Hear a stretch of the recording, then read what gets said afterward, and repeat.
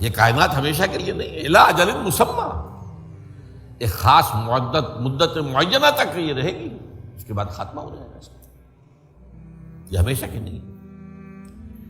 تو big bang سے جو ایک نظریہ شروع ہوا کہ شروع میں کیا تھا،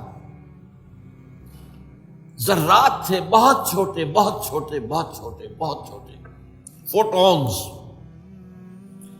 ان میں حرارت اتنی تھی، ٹریلینز ڈگری آف فارنہائٹ یا سینٹی گریڈ جو چاہیں کہیں، and they were running away from each other.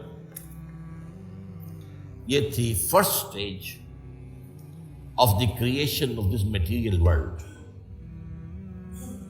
پھر یہ ذرات جو ہیں یہ مل جل گئے، اس سے گیلیکسیز وجود میں آئی، گیلیکسیز ایک دوسرے سے بھاگ رہی ہیں، آج بھی مانا جا رہا ہے ایکسپینڈنگ یونیورس، یہ کائنات ابھی پھیل رہی ہے اور گیلیکسیز کے درمیان فاصلہ بڑھ رہا ہے۔ اور بڑی پیاری مثال دی جاتی ہے کہ اگر ایک غبارہ ہو، اس غبارے کے اوپر آپ نے کوئی ڈاٹ لگا دیے، اس غبارے کو جتنا پھیلائیں گے پھولائیں گے تو وہ ڈاٹس بھی ایک دوسرے سے بڑھتے چلے جائیں گے، فاصلہ ان کا بڑھتا جائے گا۔ پہلے غبارہ اتنا تھا، اب اتنا ہو گیا، تو وہ جو دو ڈاٹس کے درمیان فاصلہ اتنا تھا وہ اتنا ہو گیا۔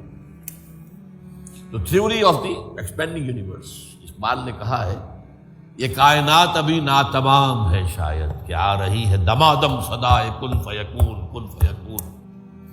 ابھی تو جیسے کہ قرآن مجید میں آیا بھی ہے، ہم اپنے خلق میں ہم وسعت کر دیتے ہیں جو جتنا چاہتے ہیں، وَنَزِيدُ فِي الْخَلْقِ مَا نَشَاءُ، یہ تخلیق جو ہے بھی جاری ہے۔ بہرحال اس کے بعد وہ دور آیا کہ پھر یہ گیلیکسیز کے اندر یہ کرے بنے اور سٹارز بنے، اور پھر وہ کرے ٹھنڈے ہونے شروع ہوئے۔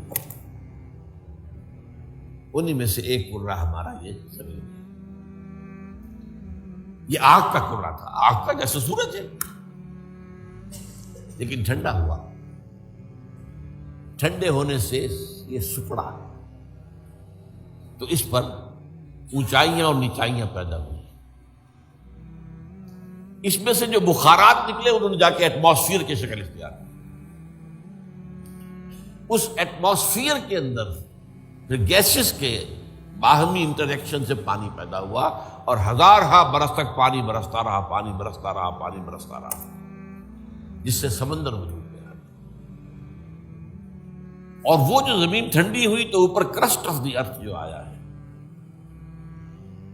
وہ اور پانی اس کے امتزاج سے اس کرۂ ارضی پر حیات کا آغاز ہوا، اور اس حیات کی لکھوں کا سال کے اندر ارتقائی مراحل سے گزر کر آخری نتیجہ جو ہے وہ آج کے نظریے کے مطابق وہ ہومو سیپینس انسان ہے۔ یہ میں نے آج کا نظریہ تخلیق آپ کے سامنے رکھا۔